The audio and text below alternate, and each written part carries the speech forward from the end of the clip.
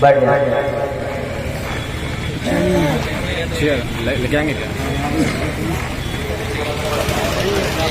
بیٹھ جائیں فرمان بیٹھ جائیں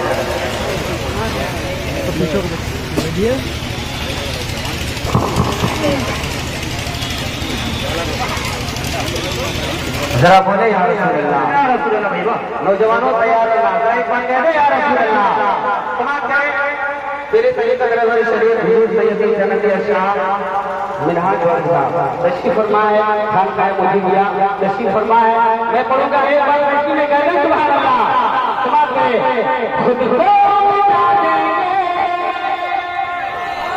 گے بولیں گے تیار رہنا ہندوستان میں جب آپ حضرات ہو جائیں گے انشاءاللہ تو ہم لوگوں کے ساتھ مجبوری ہے ہندوستان میں وہ ختم ہو جائیں گے بس نوجوانوں کو تیار رہنا چاہیے ذرا کہہ دیں یا رسول اللہ سماعت کریں خود کو مٹا دیں گے ہم جان مٹا دیں گے خود کو مٹا دیں گے ہم جان مٹا دیں گے نام تیرے رسالت پر ہم سر کو کٹا دیں گے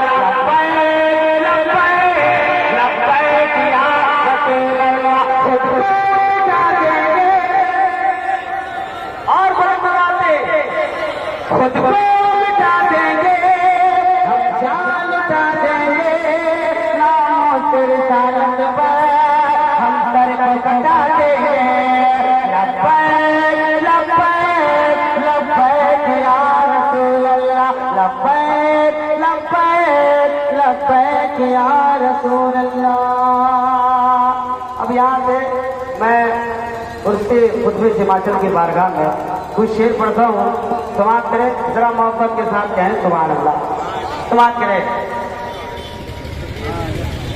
ہے آج موسم ہے آج موسم بڑا سہانا کم کر کے حکم ہے حکم ہوا ہے کم کرنے کا سماعت کریں ہے آج موسم بڑا سہانا بڑے مولانا سماعت کریں ہے آج موسم بڑا سہانا بڑے مولانا ہے آج موسم بڑا سہانا بڑے مولانا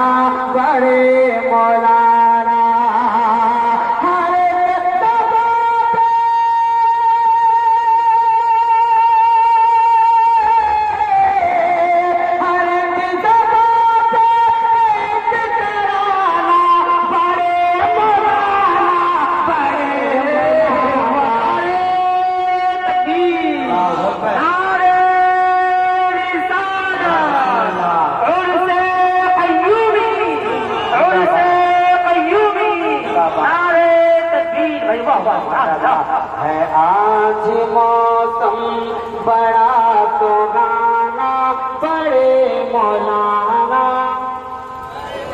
بڑے مولانا کہ جگہ تو سوئی ہمارے قسمت مٹا تو ساری ہمارے گھسرا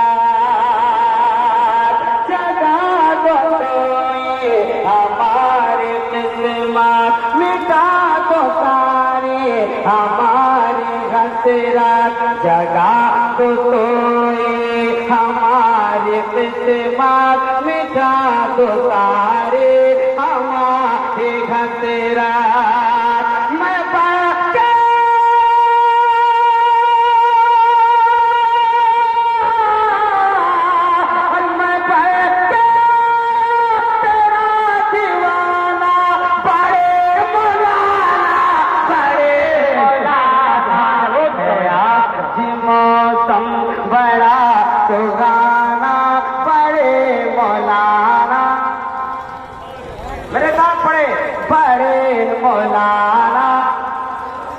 بڑے مولانا ہے آج موسم بڑا سہانا بڑے مولانا بڑے مولانا.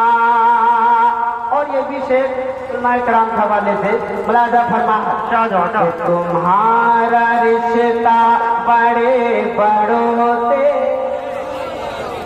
تمہارا رشتہ بڑے بڑوں سے ہے غوث خواجہ پیغمبروں سے ہے غوث خواجہ پیغمبروں سے.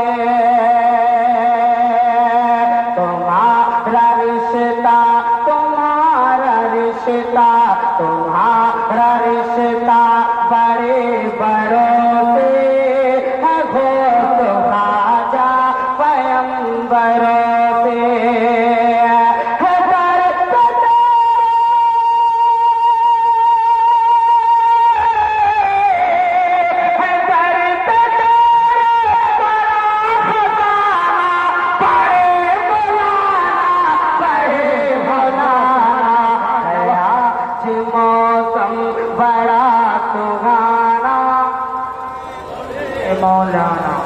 بڑے مولانا بڑے مولانا. اور یہ بھی شعر ملاحظہ فرمائے محبت کے ساتھ کہے یا رسول اللہ. بڑے مولانا بڑے مولانا نہیں میں عاشق ہوں مال و زر کا. ذرا کہہ دیں نہیں میں عاشق ہوں مال و زر کا فقیر میں ہوں تمہارے در کا فقیر میں ہوں تمہارے در کا فقیر میں ہوں تمہارے در کا فقیر میں ہوں تمہارے در کا.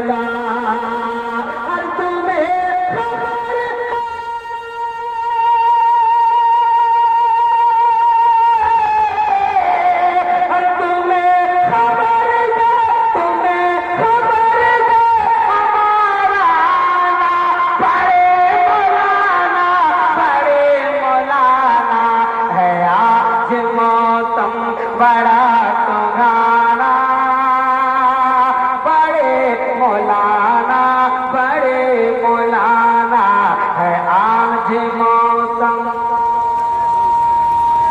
بڑا سہانا بڑے مولانا بڑے مولانا. اور یہ بھی شعر ملاحظہ فرمائے کہ نبی کی تجھ پہ نبی کی تجھ پہ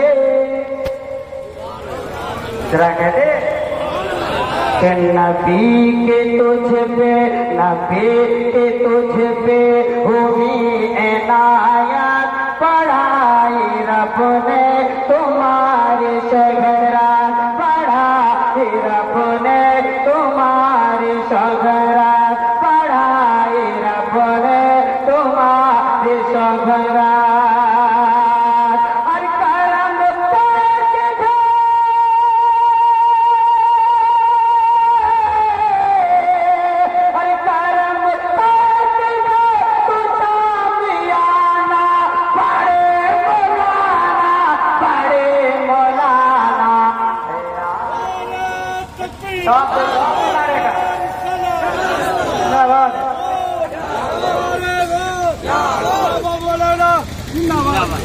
مجھے بھی آواز जाने किसका मुंह देखे। कोई नारा लगाता है बड़े हौसले के साथ, आप जवाब दे, जरा मोहब्बत के साथ कहते हैं सुभान अल्लाह।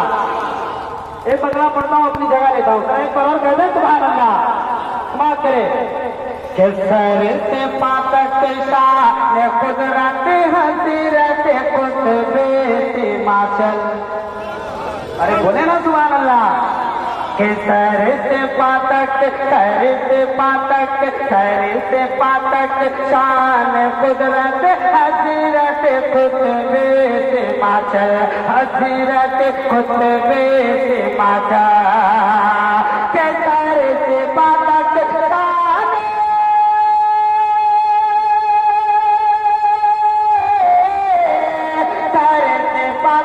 शान कुदरत हसीरत कुतबे हिमाचल। सर से लेकर सर से पातक शान कुदरत हसीरत कुतबे हिमाचल। अरे खूबसूरत खूबसूरत खूबसूरत खूबसूरत हजरत कुतबे हिमाचल। खूबसूरत खूबसूरत हजरत कुतबे हिमाचल। और ये शेर मुलाजा फरमा के घर आए जिंदगी में थारे आजत का कमाल। के हर आए जिंदगी में थारे आजत का कमाल। हर आए जिंदगी में थारे आजत का कमाल। हर आए जिंदगी में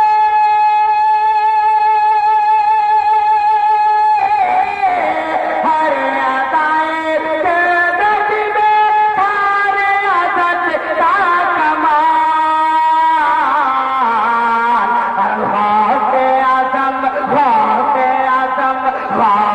आजम के करामत हजरत कुतबे हिमाचल।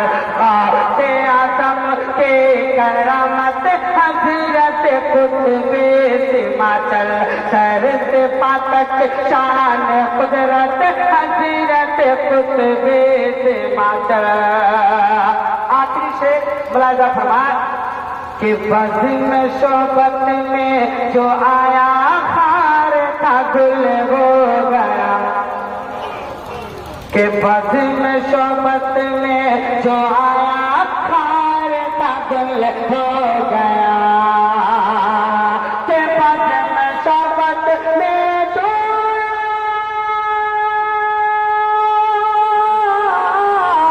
बज़ में शोबत में जो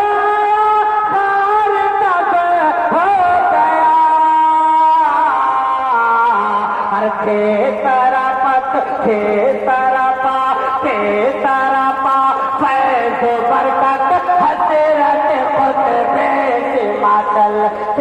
सरापा फैज़ बरकत हज़रत कुतबे हिमाचल। सर से पातक शान कुदरत हज़रत कुतबे हिमाचल।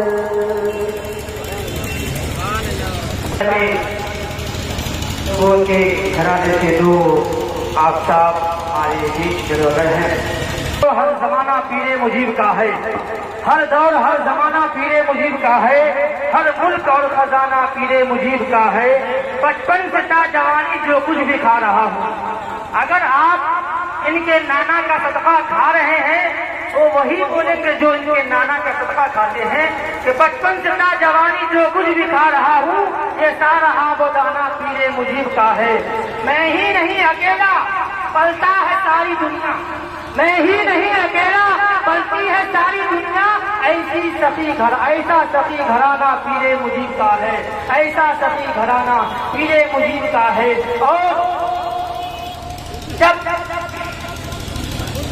हज़रत फातिमा ज़हरा रज़ी अल्लाह तआला अन्हा अपने क़ब्र अनवर में जलवागर है तो शायर कहता है क्यों फातिमा ज़हरा को रुलाते हो कब्र में, کیوں فاطمہ الزہرا کو رلاتے ہو کفن میں؟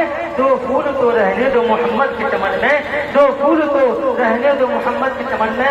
بس میں بڑی تیزی کے ساتھ آپ کے سامنے سیدی محمد حضرت علامہ مولانا مفتی عارف اقبال صاحب کو کی بارگاہ میں عریضہ پیش کروں کہ وہ آئیں، اور ان کے آنے سے قبل بس میں ایک شعر کہنا مناسب سمجھوں گا کہ سجدوں کے عوض فردوس ملے یہ بات مجھے منظور نہیں، سجدوں کے عوض فردوس ملے یہ بات مجھے منظور نہیں، بے لوث عبادت کرتا ہوں بندہ ہوں تیرا مزدور نہیں۔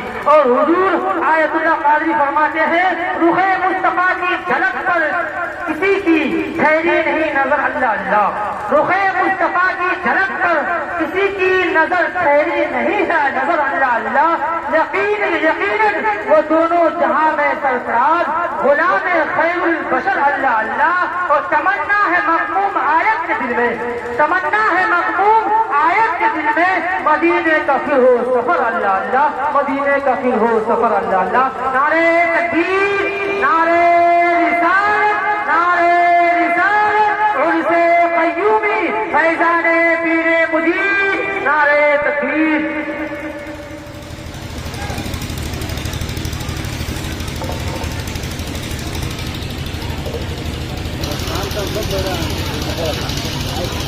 السلام علیکم ورحمۃ اللہ وبرکاتہ۔ الحمد للہ رب العالمین والعاقبۃ للمتقین، والصلاة والسلام علی سید الانبیاء والمرسلین محمد الامین وعلی آلہ واصحابہ اجمعین، اما بعد۔ فاعوذ باللہ من الشیطان الرجیم، بسم اللہ الرحمن الرحیم۔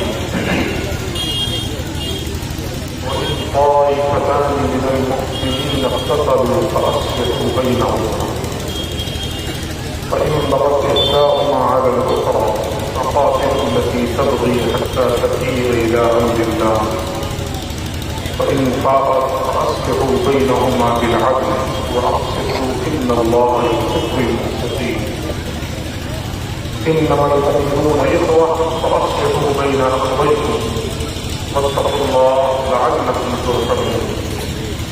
يا أيها الذين آمنوا لا يسخر قوم من قوم عسى أن يكونوا خيرا منهم ولا نساء من نساء عسى أن يكن خيرا منهن ولا تلمزوا أنفسكم ولا تنابزوا بالألقاب، بئس الاسم الفسوق بعد الإيمان ومن لم يتب فأولئك هم الظالمون۔ يا أيها الذين آمنوا اجتنبوا كثيرا من الظن إن بعض الظن إثم ولا تجسسوا ولا يغتب بعضكم بعضا أيحب أحدكم من يأكل لحم أخيه ميتا فكرهتموه واتقوا الله إن الله تواب رحيم۔ أعوذ بالله ورسوله، صدق الله مولانا العلي العظيم وصدق رسوله النبي الأمين الكريم، ونحن على ذلك لمن الشاهدين والشاكرين، والحمد لله رب العالمين۔ درود شریف پڑھیں۔ اللهم صل على سيدنا وشفيعنا ومولانا محمد وعلى آل محمد بعدد كل حسنه وجماله وبارك وسلم۔ الصلاة والسلام عليك يا رسول الله وعلى آلك وأصحابك يا سيدي يا حبيب الله صلى الله تعالى عليه وسلم۔ آج کی اس پرو کی زینت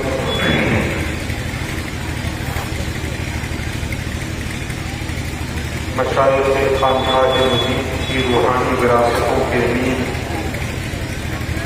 حضرت الشاہ سید منہاج میاں مجیبی دعوت برکاتہ القدسیہ، ان کی اجازت سے میں چند لمحے آپ سے گفتگو کی سعادتیں حاصل کروں گا۔ انتہائی منکسر المزاج شخصیت ہے، انتہائی متوازن، جو ہمارے مشائخ کی پہچان رہی ہے، جو ہمارے مشائخ کی صفات رہی، جس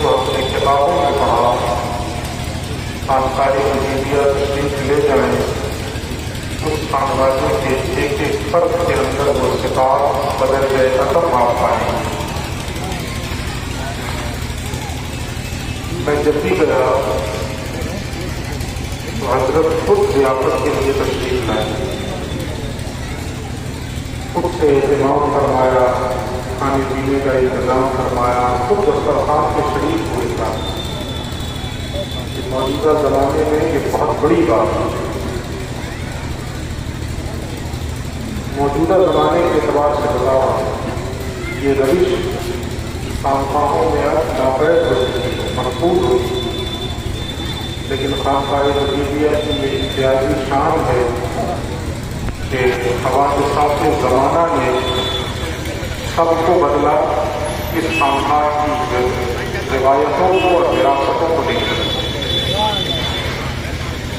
اپنی اسی روایت پر آج بھی یہ خانقاہ قائم ہے. اس روایت کی ابتدا حضرت پیر مجید قدس سرہ العزیز نے فرمائی. اللہ رب العزت ان مشائخ کی عمروں میں بے پناہ برکتیں پیدا فرمائے اور ان کے فیوض و برکات سے اللہ ہم سب کو مالا مال فرمائے. بالخصوص حضور صاحب سجادہ کی عمر میں اللہ رب العزت صحت و عافیت کے ساتھ برکتیں پیدا فرمائے. رونق اسٹیج علماء اہل سنت، بالخصوص حضرت مفتی اسلم صاحب قبلہ اور صاحب عرس حضرت اشراف علامہ و مولانا عبدالقیوم صاحب المعروف بڑے مولانا علی رضوان کے شہزادہ گرامی، ان کے علاوہ دیگر علماء، میں ان تمام کا ممنون کرم ہوں کہ آپ حضرات لوگ جیسے تقریر کو سننے کے لیے بیٹھے.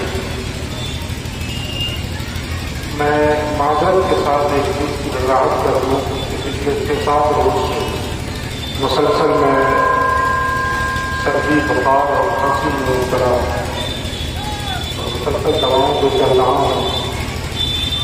آج بھی بڑی ہمت کر رہا ہوں. تو میں اس چیز کی وضاحت کر دوں کہ میں بہت ٹھہر کی گفتگو کروں گا. آپریٹر صاحب تھوڑا ساتھ دیں، میں طاقت لگا نہیں سکتا، آپ اپنی مائک کی طاقت لگا اور طاقت بڑھا. کیونکہ میں ذرا کی آواز اونچی کروں گا تو میری کھانسی شروع ہو جائے گی.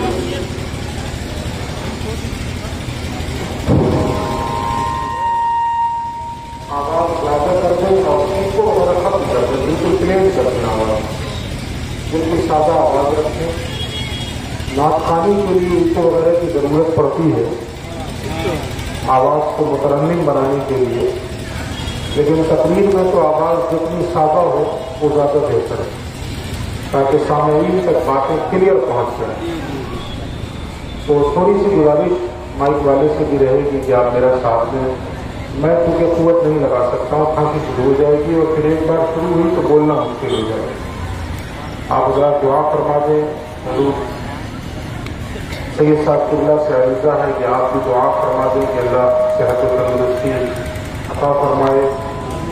ایک تو میں اپنے پیروں کی وجہ سے دائمی مریض ہو چکا ہوں اور اوپر سے یہ الگ سلسلہ ہے پچھلے 1 ہفتے سے.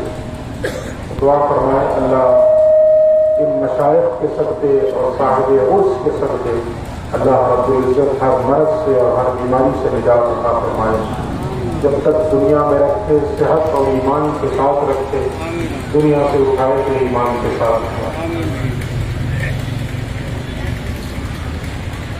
آج کی گفتگو کے لیے میں نے سورۃ الحجرات کی چند آیات کا انتخاب کیا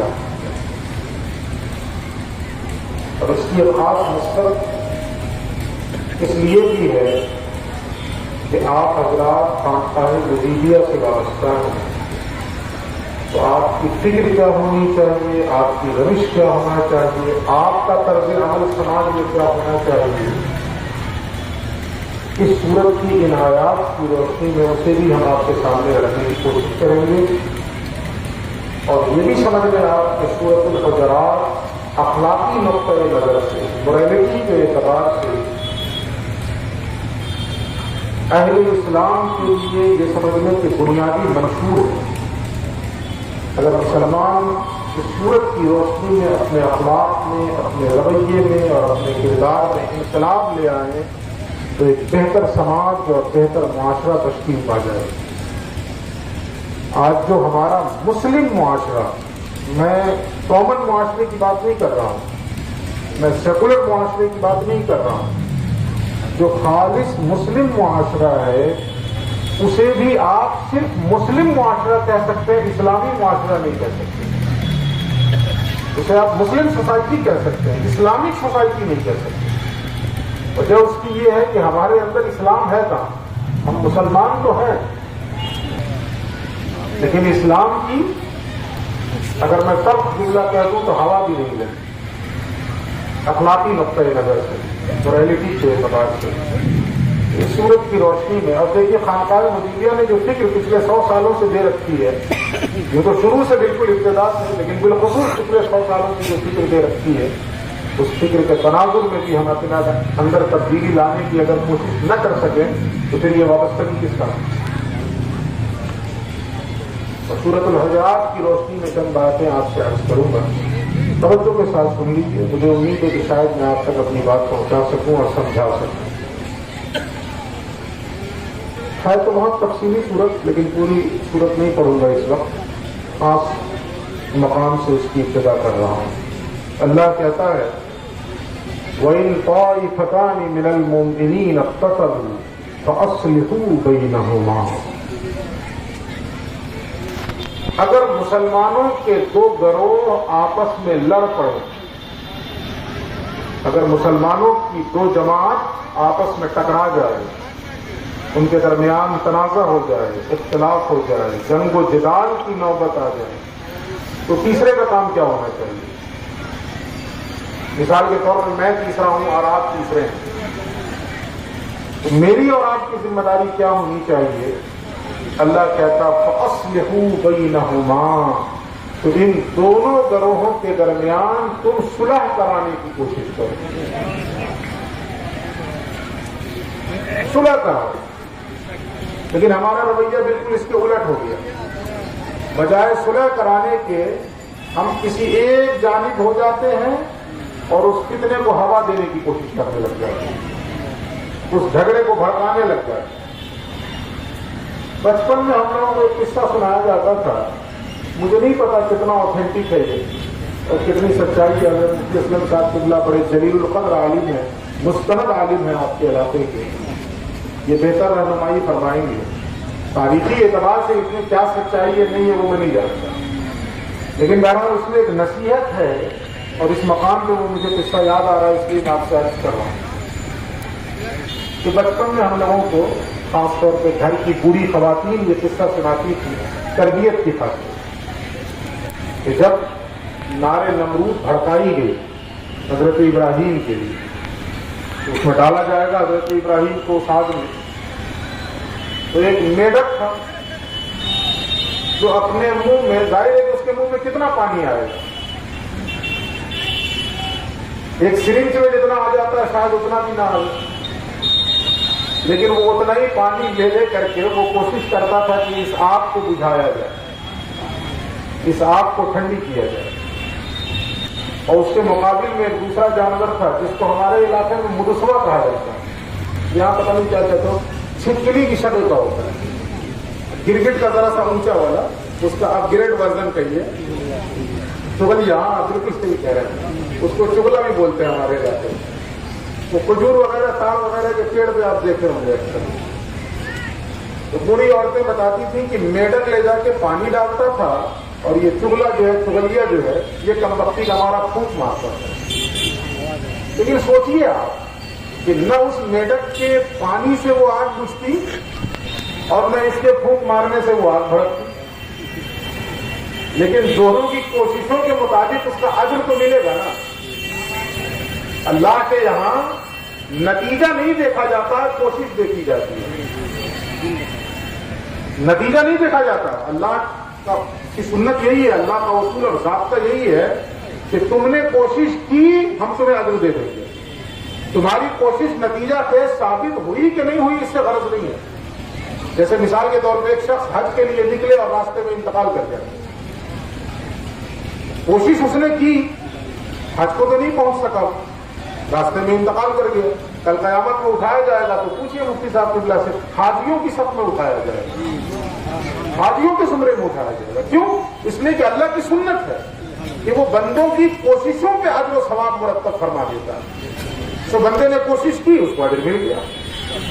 اب یہ دونوں کا طرز عمل ہے، حالانکہ دونوں کی کوشش سے کچھ ہونا جانا نہیں ہے، لیکن اس کی نیت کے مطابق اور اس کی کوشش کے مطابق اجر و ثواب ضرور مرتب ہو جائے. تو ہم اپنی زندگیوں کا جائزہ لیں کہ کبھی ہمارے سماج کے اندر دو مسلمان میں فردن فردن یا دو گروہ میں اجتماعی طور پر کبھی تنازع پیدا ہو جائے، ٹکراؤ ہو جائے، جنگ و جدال کی نوبت آ جائے تو ہمارا رویہ میڈک والا ہوتا ہے یا اس کو غلیے والا ہوتا ہے، یہ ہم سب کو اپنا اپنا محاسبہ کرنا ہے. اب یہ کمیٹی کے ذمہ دار لوگ ذرا فوراً کم کہیں مارنے کے لیے. ہمارے عجیب صورتحال ہے ہمارے یہاں لوگوں میں. آپ غیر ملکوں میں چلے جائیں تو ہارن بجانا قانوناً جرم ہے. اگر آپ چلتی ہوئی سڑک پر ہارن بجا دیں گے تو سامنے والی گاڑیاں کھڑی ہو جائیں گی. کوئی حادثہ ہو گیا جبھی ہارن بجائے، اس کو کسی چیز کی ضرورت درپیش آ گئی اس لیے اس نے ہارن بجایا. اور ہمارے یہاں تو کوشش یہ ہوتی ہے کہ اینٹ رکھ دو اسی پہ اور وہ بچتا ہے. ایسی حالت. تو کمیٹی کے جو ذمہ دار ہوں گے وہ ان سے تھوڑی سی ریکویسٹ کریں گے کہ بھائی ہارن نہ بجاؤ، گزرو لائٹ وائٹ دے کر کے کسی کا نہیں کریں. تو ہماری ذمہ داری کیا؟ دیکھیے یہی فکر خانقاہ مدیریت کی ہے جی، اور بلکہ اسی فکر کے خلاف تو لوگ کھڑے ہو گئے. جو اکبر الہ آبادی کا شعر مجھے یاد آتا ہے کہ رپٹ لکھوائی ہے لوگوں نے جا جا کر کے تھانے میں کہ اکبر نام لیتا ہے خدا کا اس زمانے میں. اسی لیے کھڑے ہو گئے کہ آپ صلح کی بات کر رہے ہیں، لوگ مخالفت کیوں کر رہے ہیں. یہ فکر تھی کہ مسلمانوں کے دو گروہوں میں اگر تنازع پیدا ہو جائے، اللہ کا حکم ہے فاصلحوا بینہما، ان کے درمیان صلح کرو. ہوا مت دو اور جھگڑے، فتنہ و فساد کو ہوا نہ دو اور بھڑکاؤ نہیں، بلکہ اس آگ کو ٹھنڈی کرنے کی کوشش کرو. فاصلحوا بینہما سب سے پہلا حکم. یہاں پہ ایک حدیث سن لیجیے. اللہ کے نبی منبر پہ خطبہ دینے کے لیے کھڑے ہوئے تو سامنے حضرت امام حسن. حضور کبھی امام حسن کے چہرے کو دیکھتے اور کبھی مجمع عام کو دیکھتے. کبھی آپ کی نگاہ التفات امام حسن کی طرف اٹھتی اور کبھی مجمع عام کی طرف اٹھتی. متعدد مرتبہ یہ ہوا، کبھی انہیں دیکھا، کبھی مجمع کو دیکھا، کبھی انہیں دیکھا، کبھی مجمع کو دیکھا، اور پھر اہل مجمع کو مخاطب کر کے فرمایا میرا یہ بیٹا سردار ہے، ان ابنی ھذا سید، میرا یہ بیٹا سردار ہے. اللہ تعالیٰ ایک دن آنے والا ہے کہ اسی بیٹے سردار کی وجہ سے اللہ رب العزت مسلمانوں کے دو بڑے گروہوں میں صلح فرمائے. چنانچہ نتیجہ نکلا، دنیا نے دیکھا. ایک دور ایسا بھی آیا کہ مسلمانوں کے دو گروہوں میں جب انتشار ہوا اور تنازع ہوا، جنگ و جدال کی نوبت آئی، اس میں حضور کے ارشاد کے مطابق اور اس بشارت کے مطابق امام حسن نے بڑھ کے صلح کروائی. تو صلح کروانا یہ حسنیت ہے، اور تنازع کے وقت کسی ایک کو ایمان سے باہر نکال دینا یہ معتزلی فکر ہے یا خوارج کی فکر ہے؟ یہ اہل ایمان کی فکر نہیں ہے، یہ خوارج کی فکر ہے. یہ کام سب سے پہلے خارجیوں نے کیا. اور میں اس کی طرف نہیں جاؤں. تو ہمارا اور آپ کا رول کیا ہونا چاہیے؟ جس سماج میں ہم رہ رہے ہیں، دو لوگوں کے درمیان جھگڑا ہو یا پوری دو برادری کے درمیان ہو، دو خاندان کے درمیان ہو یا دو جماعت کے درمیان ہو، میرا اور آپ کا کردار مصلح والا ہونا چاہیے، صلح کرانے کی کوشش ہونی چاہیے. مفسد نہیں بننا ہے ہمیں کہ ہم ایک گروہ کی جانبداری میں فساد اور برپا کرتے ہیں. اچھا، لوگ اس وقت کرتے فساد برپا ہیں اور دعویٰ کیا کرتے ہیں ہم تو اصلاح چاہتے ہیں. جس کو قرآن نے کہا کہ وَإِذَا قِيلَ لَهُمْ لَا تُفْسِدُوا فِي الْأَرْضِ قَالُوا إِنَّمَا نَحْنُ مُصْلِحُونَ، کہ جب کہا جاتا ہے کہ زمین میں فساد نہ مچاؤ تو جواب یہ دیتے ہیں کہ ہم تو اصلاح کرنے والے ہیں۔ یہ کون سی اصلاح ہے کہ تم فساد برپا کر رہے ہو؟ تو ایک شعر مجھے یہاں پہ یاد آتا ہے کہ واعظ شہر، میں بھی واعظ ہی ہوں اس وقت، کم سے کم اس وقت تو ہوئی نا۔ تو شاعر کہتا ہے کہ واعظ شہر تیری چرب زبانی کی قسم، تو نہ ہوتا تو یہاں صرف مسلمان ہوتے۔ یہ صرف تیری چرب زبانی ہی ہے کہ یہاں مسلمان نہ رہے، کچھ اور ہو گئے لوگ، مسلمان نہ رہے۔ کاش کہ ہم مسلمان ہوتے اور کچھ بھی نہ ہوتے تو آج نقشہ ہی کچھ اور ہوتا، لیکن ہم سب کچھ ہوئے، مسلمان نہ ہوئے۔ مجھے اقبال نے کہا نا کہ تو سید بھی ہو، مرزا بھی ہو، افغان بھی ہو، تم سبھی کچھ ہو، بتاؤ تو مسلمان بھی ہو۔ ہمارا رویہ فاصلے ہو بینہما، ان دونوں گروہوں کے درمیان صلح کرنا۔ اس کے بعد اللہ اور کیا کہتا ہے وہ بھی سنیے آپ۔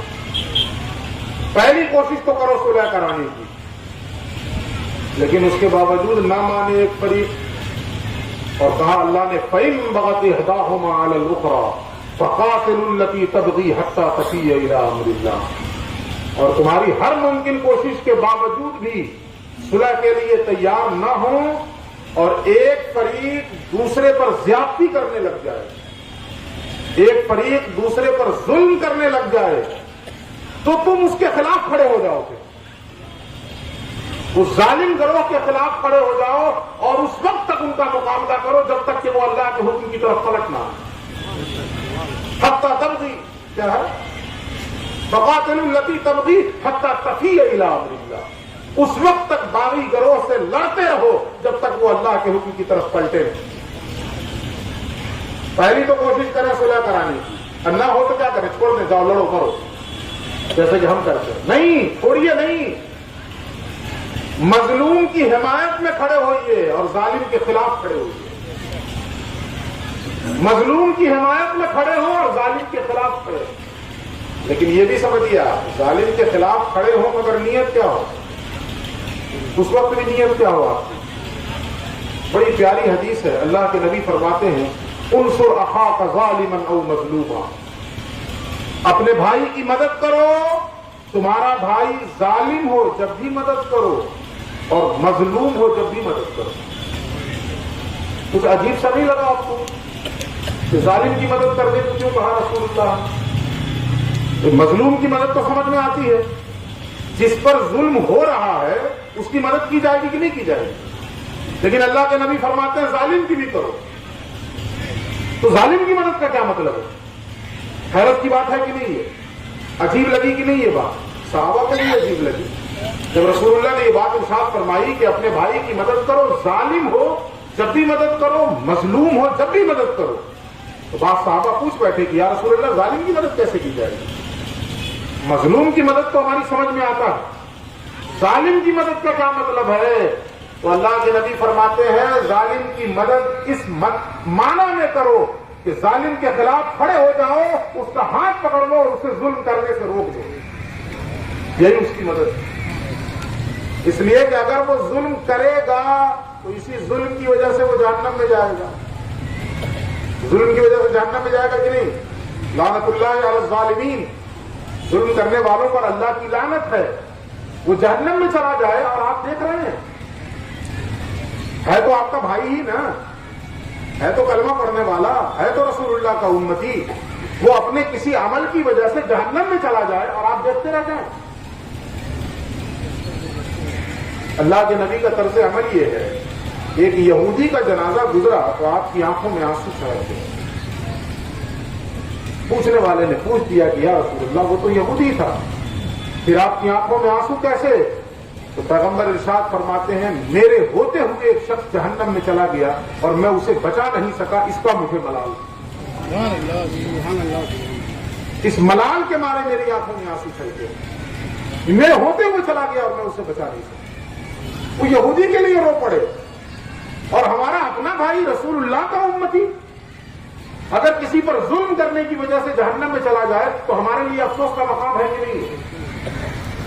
हमारे लिए दुख की बात है कि नहीं है? तो हुजूर के फरमान का यही मतलब है कि जालिम भी हो तुम्हारा भाई तो मदद करो। इसका मतलब यह है कि उसके सामने खड़े हो जाओ कि मैं तुम्हें जुल्म नहीं करने दूंगा, पकड़ लो उसके दोनों हाथों को। आपने उसे जुल्म से रोक दिया तो आपने उसकी मदद कर दी ना। वो जहन्नम में जाने से बच गया तो मदद हुई कि नहीं उसकी?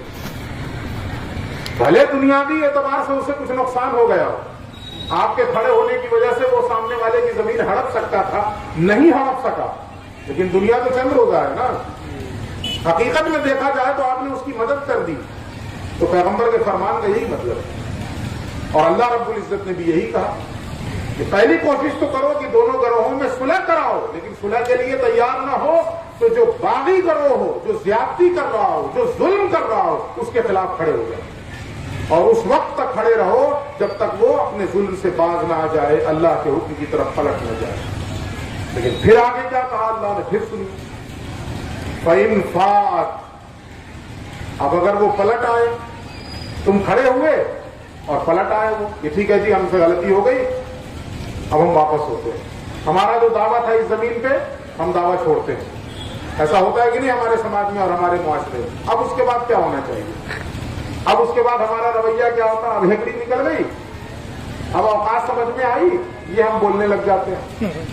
फिर उसका नतीजा क्या निकलता है? एक आदमी जो वापस आया, जो मेन एक्यूज था, जो मेन मुद्दई था, वो पलट गया, तो बजाय इसके कि हम नर्म रवैया अपनाकर इस मामले को हल करते, हम उस पर कानो तस्बीह के तीर चलाते। हम कहते समझ में आया ना, मेरे खड़े होने से तुम्हें अपनी औकात का अंदाजा लग गया ना।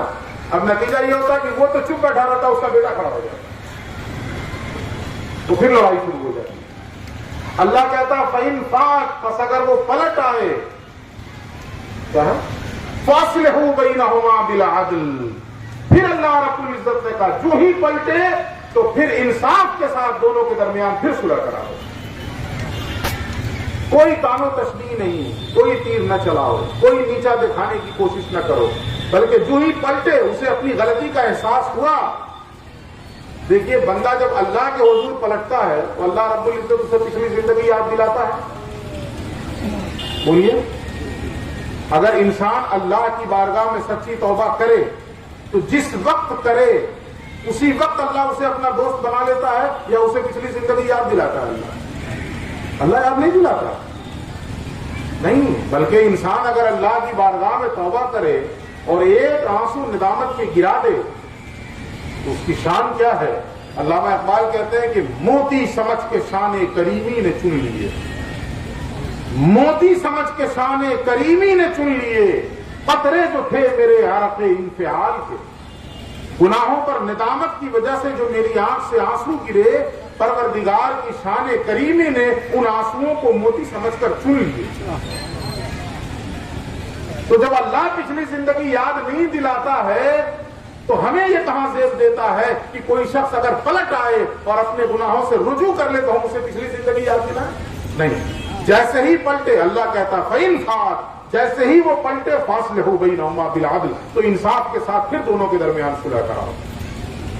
और फिर आगे कहा वाक़सितू, इंसाफ कायम करो, इंसाफ कायम करो, किसी एक की तरफ मत झुकना अभी भी कि ये तो हमारी बात पहले ही से मान रहा था, ये तो मजबूरी में माना।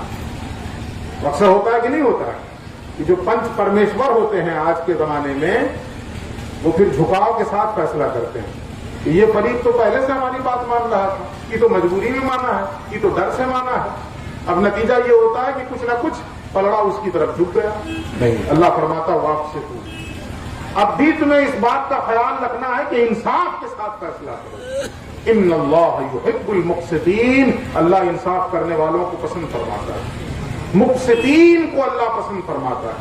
और हदीस में आता है कि जो दुनिया में इंसाफ करने वाले लोग होंगे, कल क़यामत के दिन अल्लाह रब्बुल इज्जत के सामने नूर के मिंबरों पे बिठाए जाएंगे, नूर के मिंबरों पे उन्हें बिठाया जाएगा जिन्होंने दुनिया में इंसाफ किया हो। और इसी आयत के ज़िम्न में तफसीर इब्न कसीर में लिखा गया, यह हदीस लाई गई है कि नूर के मिंबरों पे उन्हें बिठाया जाएगा। और एक हदीस में आता है कि लुअलु और मरजान के मिंबरों पे उन्हें बिठाया जाएगा, जो लोग दुनिया में इंसाफ करने वाले हैं। तो हमारी जिम्मेदारी क्या बनती है? इंसाफ करना। پھر آئیے اگلی آیت کیا ہے؟ انما المؤمنون اخوہ. بہت ذرا کان کھول کر سنیے اس آیت سے. ہم لوگوں کی تو برادری الگ ہو جائے تو بھائی ماننے کو تیار نہیں، اور اللہ کہتا ہے تمام کے تمام مومن آپس میں بھائی بھائی، تمام کے تمام مومن آپس میں بھائی بھائی ہے. جو بھی کلمہ شریک ہے، جو لا الہ الا اللہ محمد الرسول اللہ کا اقراری ہے، اس کلمے کے لوازمات کے ساتھ، یہ میں جملہ ایڈ کر رہا ہوں، اس کلمے کے لوازمات کے ساتھ، جو بھی اس کلمے کے لوازمات ہیں، اس میں یعنی یہ سمجھ لیجئے کہ ضروریات دین اور ضروریات اہل سنت، جو ان لوازمات کے ساتھ اس کلمے کا اقراری ہے وہ ہمارا بھائی ہے. انما المؤمنون اخوہ، تمام کے تمام مومن آپس میں بھائی بھائی ہیں. اچھا جب بھائی مان لیا تو پھر کیا کیجیے؟ بھائی جب مان لیا تو پھر کیا ہونا چاہیے؟ اچھا کوئی ہے ایسا جو یہ کہے کہ نہیں میں نہیں مانتا بھائی، اس کا ایمان بچے گا؟ اس لیے کہ یہ اللہ کی آیت ہے، یہ قرآن کی بات ہے یہ، اور قرآن کی کسی ایک نقطے کا بھی کسی نے انکار کر دیا تو ایمان سے گیا کہ نہیں؟ اللہ کہہ رہا ہے کہ تمام کے تمام مومن آپس میں بھائی بھائی، اور ہم کیا کہتے ہیں؟ نہیں جی سب کچھ ٹھیک ہے لیکن ہم اس کو بھائی نہیں مانیں گے. بولتے ہیں کہ نہیں بولتے ہیں؟ ذرا سوچیے رک کر کے کتنی بڑی بات بول رہے ہیں آپ، اور اس کا نتیجہ کیا نکلے گا؟ وہ جو کہا جاتا ہے کہ بات نکلے گی تو پھر دور تلک جائے گی، یہ کتنی دور جائے گی یہ؟ تو ہم اس قسم کی باتیں کر جاتے ہیں، ہم کیسے اس کو بھائی مان لیں گے؟ وہ ہماری برادری کا، وہ نیچ ذات کا، وہ فلاں ذات کا، وہ ڈھکا ذات کا. انا للہ و انا الیہ. ابھی تو نیچ ذات کا کہیں گے، اچھا وہی نیچ ذات والا ریزرویشن پا جائے گا تو پھر کہیں گے یہ دیکھو ان لوگوں کے مزے. بولتے ہیں کہ نہیں بولتے ہیں؟ انہی لوگوں کے مزے ہیں تو ریزرویشن پا جاتا ہے، تو نوکری پا جاتا ہے، انہی لوگوں کی ہے. اللہ کہہ رہا ہے تمام کے تمام مومن آپس میں بھائی بھائی ہیں. تو ماننا ہے کہ نہیں؟ ماننا ہے نا؟ تو ماننا ہے تو پھر کرنا کیا؟ اگلا مرحلہ اپنے بھائی کی مدد کرو. پہلے بھی حدیث سنا چکا ہوں میں، اب دوسری حدیث پھر سن لیجیے. اللہ کے نبی فرماتے ہیں واللہ فی عون العبد ما کان العبد فی عون اخیہ. آج ہم نے کہا ہر شخص یہ دعا کرتا ہے پھر ساتھ میں کہتا ہے اللہ کی مدد نہیں آ رہی ہے. کہتے ہیں کہ نہیں کہتے ہیں؟ ابھی جنگ چل رہی ہے فلسطین کے اندر، دنیا کے کوشے کوشے سے مسلمان دعا کر رہا ہے، اور اس کے بعد کہتا ہے اللہ کی مدد نہیں آ رہی. کہہ رہے ہیں کہ نہیں کہہ رہے؟ اللہ کی مدد نہیں آ رہی. ذرا اس حدیث کے آئینے میں اپنا چہرہ دیکھیں. پیغمبر فرماتے ہیں واللہ فی عون العبد ما کان العبد فی عون اخیہ. مطلب یہ ہے، نبی کا فرمان یہ ہے کہ جب تک بندہ اپنے بھائی کی مدد کرتا رہتا ہے اس وقت تک اللہ رب العزت اس بندے کی مدد فرماتا رہتا ہے. سبحان اللہ سبحان اللہ. جب تک بندہ اپنے بھائی کی مدد کرتا رہتا ہے اس وقت تک اللہ اس بندے کی مدد فرماتا رہتا ہے. اب اگر ہم یہ کہتے ہیں کہ اللہ کی مدد ہم سے روٹ گئی ہے تو شکوہ نہ کیجیے اللہ کی بارگاہ میں. ذرا اپنی زندگی میں جھانک کر دیکھیے کہ ہم اپنے بھائیوں کی مدد کرنے سے ہاتھ تو نہیں روک رکھے ہیں. اگر ہم نے اپنی زندگی میں اپنے بھائیوں کی مدد سے ہاتھ روک لیے ہیں تو اللہ کی مدد بھی ہم سے روکی رہے گی. اور جس دن ہم نے اپنے بھائیوں کے لیے اپنی جانب سے مدد کا ہاتھ بڑھایا، ادھر ہم نے مدد کا ہاتھ بڑھایا ادھر اللہ کا دست قدرت ہماری مدد فرمائے. بشرطے کہ پہلے ہم مدد کریں. پہلے ادھر سے لائیے نا. ہم لوگ سوچتے ہیں کہ پہلے ادھر سے ہو. کما تدین و تدان، یہ ضابطہ ہے، جیسا کرو گے ویسا پاؤ گے. ہے یا نہیں ضابطہ یہ؟ تو اللہ کے نبی نے فرمایا کہ جب تک بندہ اپنے بھائی کی مدد میں رہتا ہے اللہ رب العزت اس وقت تک اس بندے کی مدد فرماتا ہے. ایک اور حدیث یہاں پہ سن لیجیے پھر آگے بڑھو. اللہ کے نبی فرماتے ہیں اذا دعا المسلم لاخیہ بظہر الغیب فیقول الملک آمین ولک بمثلہ. بھائی مان لیا نا، قرآن کی آیت ہے نا انما المؤمنون اخوہ، تمام کے تمام مومن آپس میں بھائی بھائی ہیں. کہ خالی سرجا پوری مسلم بھائی ہے اور سرجا پوری نہیں ہے تو بھائی نہیں ہے؟ بولیے ذرا ایمانداری سے. ہے نا بھائی؟ شرق سے لے کے غرب تک اور شمال سے لے کے جنوب تک جو بھی توحید اور رسالت کا قائل ہے وہ بھائی ہے. वो हमारा भाई है, वो कोई भी हो, काला हो, गोरा हो, नीला हो, पीला हो, अरबी हो, अजमी हो, कोई भी हो हमारा भाई है। तो जब मान लिया भाई, तो अब जरा हदीस पैगंबर फरमाते हैं जब कोई मुसलमान अपने भाई के लिए उसके पीठ के पीछे दुआ करता है, गौर से सुनिएगा, जब कोई मुसलमान, इधर तवज्जो रखिए, वो कोई बहुत अहम चीज नहीं है, वो पिछले साल भी है, उससे पहले वाले साल भी हुआ है, और होता कुछ भी नहीं है, कुछ भी नहीं होता, याद रखिएगा।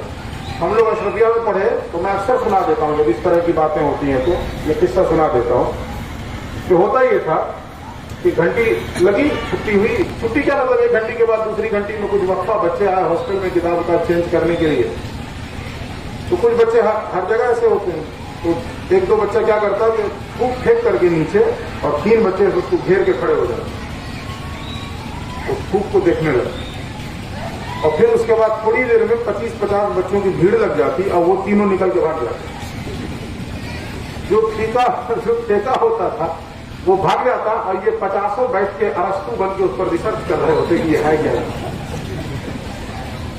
भले अभी कुछ नहीं, वो छूट है, बहुत सारा रिसर्च करने ऐसा बच्चा लोग, तो ये सब जो होता है ना, ये शोर शराबा, ये कुछ भी नहीं होता, इसकी कोई हकीकत नहीं होती है, आप जाके पता करिएगा, मालूम है कुछ नहीं, इसलिए उस पर तवज्जो नहीं दीजिए आप। जो वो लोग कुछ नसीब है जो इस पिंडाल के अंदर जमा है, अल्लाह का जिक्र सुनने के लिए आए, जो मेला देखने आए हैं वो मेला देखेंगे चले जाएंगे, कुछ लेके नहीं जाएंगे, अल्लाह की तरफ से उन्हें कुछ नहीं मिलने वाला। आप यहाँ जमा हो गए, यहाँ जिक्र की मजलिस सजी हुई है, आपके दामन में अल्लाह रब्बुल इज्जत गौहरे मुराद डाल रहा है, भले आपको समझ में ना आगे दिखे ना, लेकिन गौहरे मुराद आपके दामन में भरा जा रहा है। इधर तवज्जो है, हदीस सुने गौर से, अल्लाह के नबी फरमाते हैं जब कोई मुसलमान अपने भाई के लिए उसके पीठ के पीछे दुआ करे, सामने नहीं बल्कि, बोलिए ना जरा, बोलिए ऊंची आवाज में, पीठ के पीछे दुआ करे। ये कैद क्यों लगाई रसूलुल्लाह ने? देखिए, सामने अगर दुआ की जाए तो मुमकिन है कि सामने वाले का दिल रखने के लिए की जा रही है, मुमकिन है या नहीं भाई? आपने हमसे कहा कि दुआ कर दीजिए, हमने कहा अल्लाह आपका भला करे, तो ये भी तो हो सकता है कि मैं दिल से नहीं, सिर्फ दिल रखने के लिए बोल रहा हूं, लेकिन आपने यहां कहा दुआ करने के लिए, और हम घर पहुंच करके फजर की नमाज के बाद कहें कि या अल्लाह, एक शख्स ने दुआ की गुजारिश की थी, परवरदिगार तू अलीम व खबीर है, उसकी जो भी हाजत हो पूरी फरमा दे। अब जो गायबाने में दुआ हो रही है वो दिल रखने के लिए नहीं, दिल से हो रही है। ये फर्क समझ में आया कि नहीं आया? तो पैगंबर फरमाते हैं जब कोई मुसलमान अपने भाई के लिए उसके पीठ के पीछे दुआ करता है, फयक़ूलुल मलक आमीन, तो फरिश्ता उस दुआ पर आमीन कहता है, फरिश्ता उस दुआ पे आमीन कहता है। आपके इमाम साहब दुआ करते हैं तो आप लोग आमीन कहते हैं ना जी, समझ में आवे या ना आवे आमीन कहते रहते हैं कि नहीं कहते रहते? इमाम साहब तो अरबी में मांग रहे होते हैं आमतौर से, और आप बीच बीच में आमीन आमीन बोलते रहते हैं। तो इसका मतलब यही होता है, आमीन का मतलब यही होता है कि या अल्लाह जो मांगा इमाम साहब ने वो अता फरमा दे, यही आमीन का मतलब है। लेकिन मैं या आप अपने इमाम की दुआ पर आमीन कह रहे हैं, तो मेरे आमीन कहने की वजह से जरूरी है कि अल्लाह कबूल फरमाई ले। मेरी जबान गंदी, मेरा वजूद नापाक, हम सर से पैर तक गुनाहों में डूबे हुए, लेकिन फरिश्ता तो मासूम है ना, उसका तो वजूद पाक है ना, उसकी तो जबान मुबारक है ना। अगर किसी दुआ पे फरिश्ता आमीन कहे तो कभी इम्कान है कि वो दुआ कबूल हो, रद्द नहीं की जाएगी वो दुआ। वो मासूम है फरिश्ता, मुबारक वजूद है फरिश्ते का, नूरी वजूद है उस फरिश्ते का, उसने आमीन कहा। लेकिन अब सवाल ये पैदा होता है कि हमने दुआ भी की और फरिश्ते ने आमीन भी कहा, दुआ कबूल भी हो गई, तो भाई को मिला, मुझे क्या मिला? अपने यहाँ की एक कहावत है कि बेल पका तो कौवे के बाप का क्या? बेल समझते हैं ना, बेल, हाँ? गर्मी में जिसका शरबत बनाते हैं क्या बोलते हैं आप? बेल ही बोलते हैं ना। तब तो आप लोग ऐसा लग रहा है कि अमेरिका में बैठे हो, आप लोग भी तो बेल ही बोलते हैं ना। तो बेल, अगर कहावत है कि बेल पका तो कौवे के बाप का क्या मतलब? क्या अगर बेल पक जाए तो क्या कौवा चोंच मारे तो उसमें से खा लेगा? तो जो बेल की जो खोपड़ी होती है उसके चोंच को तोड़ देगी, उसका चोट खोपड़ी को नहीं तोड़ पाएगा, ज्यादा मारेगा तो उसकी चोट टूट जाएगी। तो अमरूद तो है नहीं चोट मार के खा ले, खेल है। तो सवाल ये पैदा होता है कि हमने दुआ की, फरिश्ते ने आमीन कहा, दुआ कबूल भी हो गई, भाई को मिल भी गया, हमें क्या मिला? हदीस मुकम्मल नहीं हुई है, आगे एक टुकड़ा मौजूद है, वाला का बिमिस्ली। अल्लाह के नबी फरमाते हैं कि फरिश्ता सिर्फ आमीन ही नहीं कहता है, आमीन के बाद भी कुछ कहता है। और क्या कहता है? आमीन के बाद फरिश्ता कहता है कि ये परवरदिगार, अब हम दुआ करते हैं कि जो चीज इसने अपने भाई के लिए मांगी है वही चीज तू इसे भी अता कर। अगर इसने अपने भाई के लिए सेहत मांगी तो मौला इसे भी सेहत दे, अगर इसने अपने भाई के लिए औलाद मांगी तो मौला इसे भी औलाद अता फरमाए। हम लोग अपने भाई की नाकामी मांगते हैं तो फरिश्ता हमारे लिए भी नाकामी मांग देता, जाओ दुनू टहलो। यही हो रहा है कि नहीं? अपने लिए नहीं मांगते हैं। इस वक्त हालत ये है कि इंसान ये नहीं कहता कि या अल्लाह हमारे रिस्क में बरकत अता फरमा, या अल्लाह उसको इतना क्यों दे रहा है, उसको इतना क्यों दे रहा है, उसकी किस्मत से मिल रहा है, परेशान हो, बोलो कि उसको भी दे मौला, उसके सत्ते में मुझे भी दे। तो अल्लाह ने तो ये ज़ाब्ता बताया, पैगंबर ने ये तरीका बताया, मगर हमने तरीका बदल दिया। ये हदीस में रहेगी कि नहीं रहेगी? हम आ जाइए फिर उसी आयत पे, इन्नमल मोमिनून इख्वा, तमाम के तमाम मोमिन आपस में भाई भाई हैं। फअस्लिहू बैना अखवैकुम, फिर आया, इससे पहले वाली आयत में 2 जगह आ चुका है, फअस्लिहू बैनहुमा, फअस्लिहू बैनहुमा, और फिर तीसरी मर्तबा आया फअस्लिहू बैना अखवैकुम, अपने भाइयों के दरमियान सुलह कराओ। आज ये चीज खत्म हो गई मुआशरे से। अगर 2 लोगों के दरमियान तनाजा पैदा हो जाए तो हम मुदस्मा की तरह उस फितने को हवा देते हैं, सुलह कराने की कोशिश ही नहीं होती है। 2 आयतों में अल्लाह रब्बुल इज्जत 3 मरतबा कह रहा है, बार बार रिपीट हो रही है ये बात, फासलिहू फासलिहू फासलिहू, सुलह कराओ सुलह कराओ सुलह कराओ। कौन कराएगा? अच्छा सुलह की बात कीजिए तो सुलह पूरी हो जाएगी, इन्ना लिल्लाहि व इन्ना इलैहि राजिऊन। मतलब फसाद की बात करें, बेवकूफ आदमी फसाद मचाते फिरे हर जगह, अजीब हाल है। अल्लाह कह रहा सुलह कराओ और मुल्ला कहता फसाद करो, तो किसकी मानी जाएगी? अल्लाह की भी मुल्ला की? अल्लाह की मानो ना भाई, अल्लाह के बंदे हो, मुल्ला के बंदे नहीं हो, अल्लाह की मानो। अल्लाह कह रहा सुलह कराओ सुलह कराओ सुलह कराओ, हम सुलह कराएं। अजीब मामला है, गैर मुस्लिम से झगड़ा हो जाए तो सुलह कराने पहुंच जाएंगे, और मुसलमान से झगड़ा हो जाए तो सुलह पसंद नहीं। वाह रे वाह, वाह रे मनती, तुझे डर है कि मोदी का डंडा पड़ जाएगा तो वहां पहुंच जाते हैं सुलह कराने के लिए। आप तो हमारे कौमी भाई हैं, ये जो तुम्हारा दीनी भाई है इससे सुलह कौन करे? वहां कौमी भाई याद आ रहा, यहाँ दीनी भाई याद नहीं आ रहा। फासलिहू बैना अखवैकुम, अपने भाइयों के दरमियान सुलह कराओ। वत्तकुल्लाह लअल्लकुम तुरहमून, और अल्लाह से डरते रहो ताकि अल्लाह की रहमत तुम्हारे ऊपर हो। अब अगर इस आयत का निचोड़ ये बयान कर दिया जाए, आखिर में देखिए शुरू में क्या कहा, तमाम मोमिन आपस में भाई भाई, अपने भाइयों के दरमियान सुलह कराओ, और आखिर में कहा ताकि तुम पर अल्लाह की रहमत हो, ताकि तुम पर अल्लाह की रहमत हो। अगर तुम मोमिनीन को आपस में भाई भाई नहीं मानते और मोमिनीन के दरमियान सुलह कराने की कोशिश नहीं करते तो साफ लफ्जों में सुन लो, फिर बजाय रहमत के अल्लाह के अजाब के मुस्तहिक हो, फिर अल्लाह का अजाब उतरेगा तुम्हारे ऊपर। अगर मोमिनीन को आपस में भाई नहीं मानते और मोमिनीन के दरमियान सुलह की कोशिशें नहीं करते, फिर अल्लाह का अजाब उतरेगा। अल्लाह की रहमत चाहिए, भाई मानो, सुलह। फिर अगली आयत क्या है, या अय्युहल्लज़ीना आमनू ला यस्खर कौमुम मिन कौमिन असा अन यकूनू खैरम मिनहुम। ऐ ईमान वालो, एक गिरोह दूसरे गिरोह का मजाक न उड़ाए। हो सकता है कि जिसका मजाक उड़ाया जा रहा हो वही अल्लाह के यहां ज्यादा बेहतर हो। ये हो सकता है कि नहीं? किसी को पता है कि कौन अल्लाह के यहां ज्यादा बेहतर है? कोई जानता है? अल्लाह के यहां किसका मकाम और मर्तबा ज्यादा है, ये कौन जानता है? कोई नहीं जानता। तो अल्लाह रब्बुल इज्जत मना फरमा रहा कि मजाक न उड़ाओ।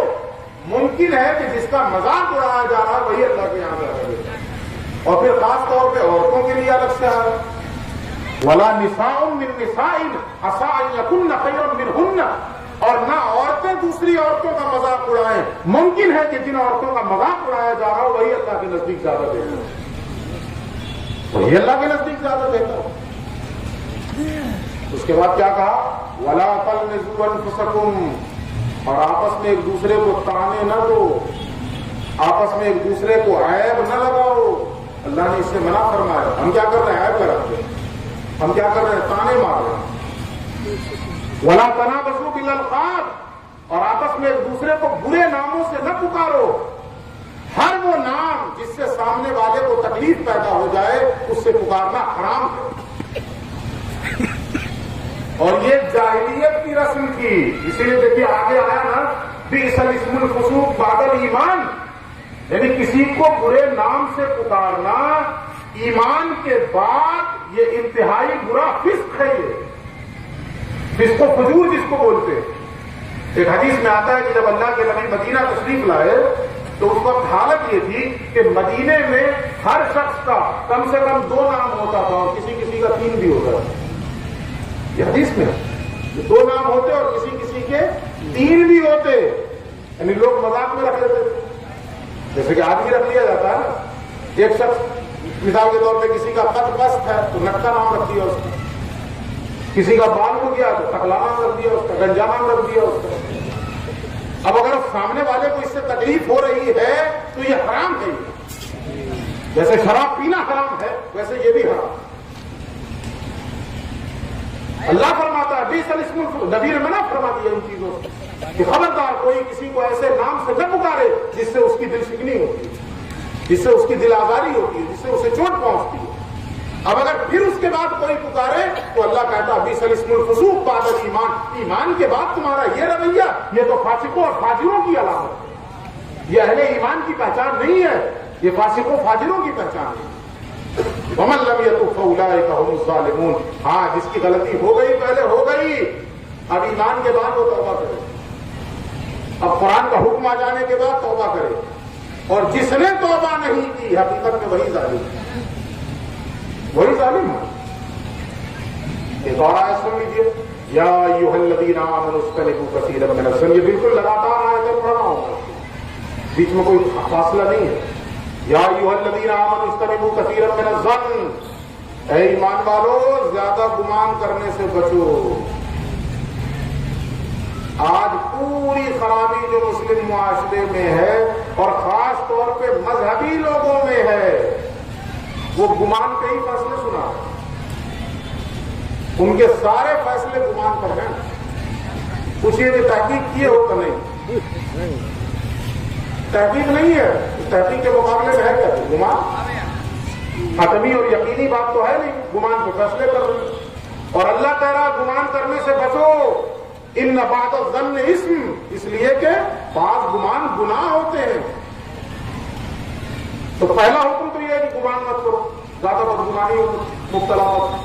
اللہ کے نبی نے ایک حدیث میں فرمایا کہ مومن پر لازم ہے کہ وہ جب بھی اپنے مومن بھائی کے تعلق سے گمان کرے تو خیر کا گمان کرے، اچھا گمان کرے، یہ مومن کے لیے لازم ہے، ہمیشہ اچھا گمان کرے، لیکن آپ برا گمان کریں۔ تو ایک واقعہ آپ لوگوں نے سنا ہوگا کہ دریا میں ایک شخص کو دیکھا جا رہا تھا کہ وہ کشتی پہ سوار ہے اور اس کے بغل میں ایک عورت ہے اور ایک سرانی ہے، اور اس میں سے جو ہے وہ پانی بیچ بیچ میں خود بھی پیتا ہے اور عورت کو بھی پلاتا ہے اور دل لگی کی باتیں کرتا ہے۔ تو ایک ایسے شخص تھے جو بظاہر نیک تھے، بہت متقی تھے، پرہیزگار تھے، ان کی نظر پڑی تو دل میں خیال آیا کہ یہ کیسا بےہودہ ہے، یہ کھلے آسمان کے نیچے اس قسم کی حرکتیں کر رہا ہے۔ ایک اجنبی عورت کو بغل میں لیے بیٹھا ہے اور انہوں نے سوچا کہ وہ جو سراہی میں جو کچھ ہے ممکن ہے کہ شراب ہے، وہ خود بھی پیتا ہے، اسے بھی پلاتا ہے اور دل لگی کی باتیں بھی کرتا ہے۔ خیر وہ کشتی میں نہیں، سمندر کے کنارے بیٹھا، دریا میں کشتی چل رہی، اچانک وہ ہچکولے کھانے لگی، لوگوں نے آواز دینا شروع کیا، بچاؤ بچاؤ بچاؤ۔ ان کی ہمت نہ پڑی، یہ جو اس کے تعلق سے بدگمان ہوئے تھے، ان کی ہمت نہ پڑی کہ ہم جا کے بچا سکیں۔ دیکھا کہ اچانک اس نے ایک طرف کو مٹکا پھینکا اور چھلانگ لگا دی دریا میں، اور جس قدر ممکن ہو سکا اس نے وہاں سے لوگوں کو پکڑ پکڑ کے کنارے پہ لگایا۔ دل میں خیال آیا کہ یار یہ تو مجھ سے بہتر ہے، دل میں خیال آیا کہ یہ تو مجھ سے بہتر ہے کہ ڈوبنے والوں کو اس نے بچا لیا، میں کچھ نہیں کر سکا۔ تو دل میں یہ خیال ہی آیا تھا کہ وہ شخص بول پڑا کہ حضور معاف کیجیے گا، یہ جو عورت ہے یہ میری بیوی ہے اور اس مٹکے میں پانی ہے۔ سبحان اللہ۔ یہ بدگمانی تھی کہ نہیں تھی؟ یہ بدگمانی گناہ ہے۔ مومن کے لیے ہمیشہ جب بھی گمان کرے اچھا گمان کرے، برا گمان نہ کرے، برا گمان۔ حتیٰ کہ کبھی ایسا بھی ہو سکتا ہے کہ آنکھوں دیکھی ہوئی غلط ہو سکتا ہے کہ نہیں؟ بولیے، آپ کا دیکھا ہوا بھی غلط ہو سکتا ہے کہ نہیں؟ دھوکہ ہو سکتا ہے کہ نہیں؟ کیا ہو سکتا ہے؟ کبھی کبھی لوگ آنکھ میں چشمہ رکھ کے چشمہ ڈھونڈتے ہیں کہ نہیں؟ کبھی ہوا کہ نہیں ایسا؟ ہمارے ایک بھائی جو ہے جمعے کے دن پاجامہ پہن کے پاجامہ ڈھونڈ رہے، پورے گھر والے کو پریشان کیے ہوئے کہ نماز چھوٹ جاتی ہے، وہ پاجامہ پہن کے پاجامہ ڈھونڈ رہے۔ ہو سکتا ہے کہ نہیں دھوکہ؟ ہو سکتا ہے، بالکل ہو سکتا ہے۔ بدگمانی سے بچیں۔ یہاں پہ میں ایک بڑی پیاری بات ہے، امام اعظم ابو حنیفہ عیسائیوں کی باتوں کی تصدیق کرتا ہے، ایسے شخص کے بارے میں کیا ہو؟ مفتی رحمۃ اللہ رہتے ہیں، پھر ذرا سن لیجیے سوال۔ آج کے مفتیان کرام کے پاس یہ سوال آ جائے تو پہلے سے جو لکھا پڑا ہے فتویٰ اور اس کو مہر لگا کے دے دیں تاکہ پہلے سے لکھا رہتا ہے، پہلے سے چھپا چھپایا ایک دم پرنٹڈ ریڈی ہے، مہر لگانے کے لیے۔ مسئلہ کیا آیا؟ ایک شخص ہے جو جنت کی آرزو نہیں کرتا، جہنم سے نہیں ڈرتا، مردار کھاتا ہے، بغیر رکوع اور سجدے کی نماز پڑھتا ہے، حق کو ناپسند کرتا ہے، فتنے کو پسند کرتا ہے، رحمت الہی سے دور بھاگتا ہے، یہودیوں اور عیسائیوں کی باتوں کی تصدیق کرتا ہے۔ ایسے شخص کے بارے میں کیا ہوگا؟ امام ابو حنیفہ نے اپنے شاگردوں کی طرف توجہ فرمائی اور پوچھا کیا خیال ہے تمہارا؟ ان لوگوں نے کہا کہ حضور آپ ہی بہتر بتا سکتے ہیں، ویسے لگتا ہے کہ بہت گناہگار۔ ان لوگوں نے یہ نہیں کہا کہ ایمان سے خالی، لیکن لگتا ہے کہ بہت گناہگار۔ آپ مجھ سے نہیں پوچھو گے، کہا جی حضور ارشاد فرمائیں۔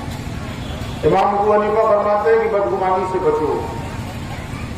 تمہارا یہ کہنا کہ وہ جنت کی آرزو نہیں کرتا، اس کا یہ بھی تو مطلب ہو سکتا ہے کہ وہ مالک جنت کی آرزو کرتا ہے۔ تمہارا یہ کہنا کہ وہ جہنم سے نہیں ڈرتا، اس کا یہ بھی تو مطلب ہو سکتا ہے کہ وہ مالک جہنم سے ڈرتا ہے۔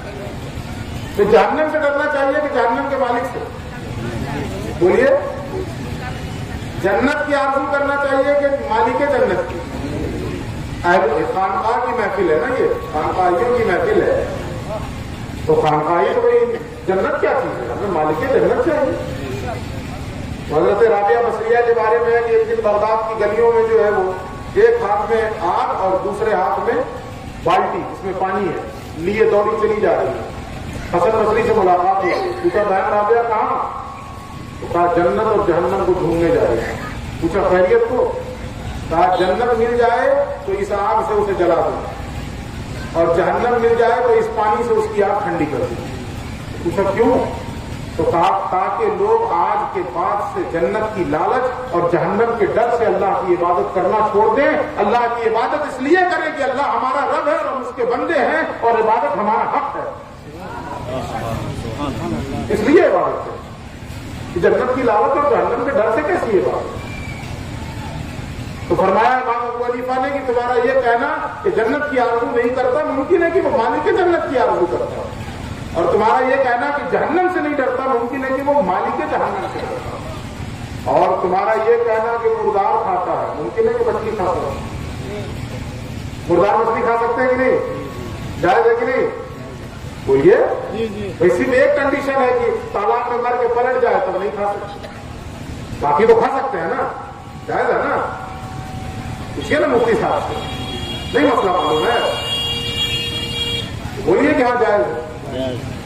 اس کے بعد فرمایا کہ تمہارا یہ کہنا کہ بغیر رکوع اور سجدے کی نماز پڑھتا ہے، ممکن ہے کہ وہ کسی مسلمان کے انتقال کی خبر سنتے ہی اس کی نماز جنازہ پڑھنے بھاگتا ہو۔ نماز جنازہ بغیر رکوع سجدے کی نماز ہے کہ نہیں؟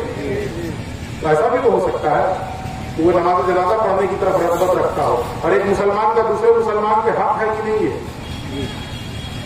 جو حقوق المسلم حدیث میں بیان کیے گئے ہیں ان میں ایک حق یہ بھی ہے کہ اگر کوئی مسلمان انتقال کر جائے تو دوسرے مسلمان پر اس مرنے والے مسلمان کا یہ حق ہے کہ وہ زندہ مسلمان اس کی نماز جنازہ میں شرکت کرے، اس کی نماز جنازہ پڑھے۔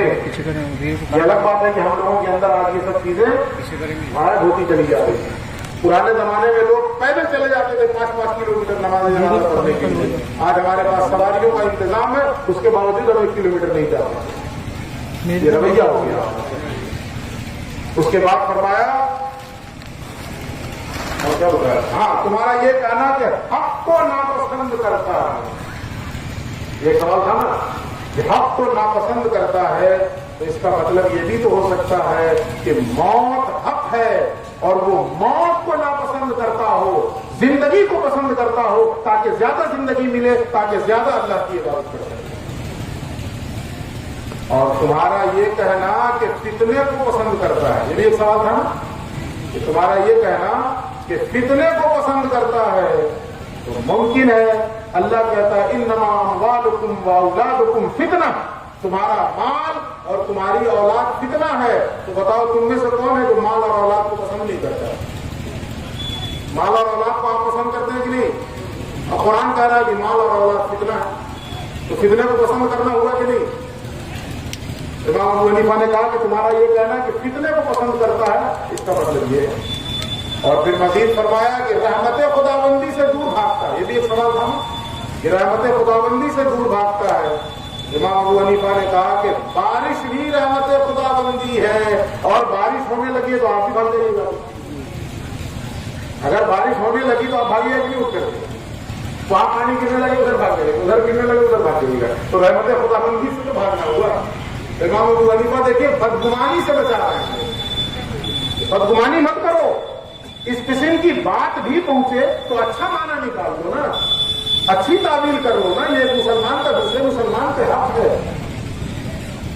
اور پھر فرمایا کہ تمہارا یہ کہنا کہ یہودیوں اور عیسائیوں کی باتوں کی تصدیق کرتا ہے، یہ بھی ایک سوال تھا نا، یہودیوں اور عیسائیوں کی باتوں کی تصدیق کرتا ہے، تو امام ابو حنیفہ نے کہا کہ اس پر تو ایمان ہے۔ سورۃ البقرہ کی آیت غالباً پہلے ہی پڑھی کی ہے، وقالت اليهود ليست النصارى على شيء وقالت النصارى ليست اليهود على شيء۔ اس کا مطلب کیا ہے؟ یہودی کہتے ہیں، قرآن نے کہا کہ یہودی کہتے ہیں کہ عیسائیوں کی کوئی حقیقت نہیں ہے، اور عیسائی کہتے ہیں کہ یہودیوں کی کوئی حقیقت نہیں ہے۔ اب یہ سب جو ہے دونوں کی تصدیق کرتا ہے کہ یہودی بھی ٹھیک کرتے ہیں، عیسائی بھی ٹھیک کرتے ہیں۔ آپ بھی تصدیق کرتے ہیں کہ نہیں؟ بھائی کوئی یہودی کہے کہ عیسائیوں کی کوئی حقیقت نہیں ہے تو آپ کیا کہیے گا؟ بالکل صحیح کہہ رہا ہے۔ اور کوئی عیسائی کہے کہ یہودیوں کی کوئی حقیقت نہیں ہے تو آپ کیا کہیے گا؟ بالکل صحیح کہہ رہے ہیں، تصدیق ہوئی نا۔ یہ امام ابو حنیفہ کا جواب تھا۔ اس جواب کی روشنی میں پھر آ جائیے پلٹ کے، یا ایھا الذین آمنوا اجتنبوا کثیرا من الظن ان بعض الظن اثم، اے ایمان والو زیادہ بدگمانی کرنے سے بچو، اس لیے کہ بدگمانی گناہ ہے۔ کچھ سمجھ میں آیا؟ بدگمانی کریں گے آپ کے بعد سے، کسی کے بارے میں بھی کوئی خبر پہنچے اچھا معنی نکال لیجیے، یہ ایک مومن کی شان ہونی چاہیے، اچھی بات اچھا مطلب نکالیے۔ ایک بات اور یہاں پہ یاد آ گئی، امام ابو حنیفہ کے پاس ایک شخص آیا اور آ کر اس نے کہا کہ حضور میں نے فلاں آدمی کو دیکھا ہے کہ روزے کے دن میں وہ کھا رہا تھا، روزے کے دن میں وہ کھا رہا تھا۔ تو جواب سنیے امام ابو حنیفہ کا، لیکن کیسے ٹال رہے ہیں اس کو۔ آپ اس سے کہتے ہیں ہو سکتا ہے تم نے رمضان کے علاوہ دیکھا ہو، تو اس نے کہا نہیں حضور ہم نے رمضانے میں دیکھا تھا۔ تو پھر امام ابو حنیفہ نے فرمایا ہو سکتا ہے تم نے رات میں دیکھا ہوگا، مغرب بعد دیکھا ہوگا۔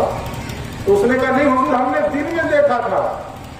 امام ابو حنیفہ فرماتے ہیں کہ ہو سکتا ہے کہ وہ مسافر رہا ہو سکتا ہے کہ وہ مسافر رہا ہوگا. اس نے کہا نہیں حضور وہ مسافر بھی نہیں مقیم تھا وہ. امام ابو حنیفہ نے فرمایا ہو سکتا ہے بیمار رہا ہو.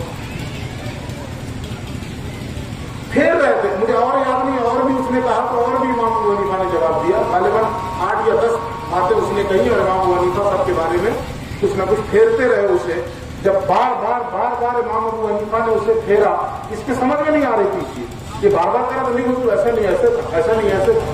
اچانک اس کا ذہن کلک ہوا اوہ میرا امام مجھے کہاں لے جانا چاہ رہا ہے اور میں بدبخت کہاں اٹکا پڑا ہوں.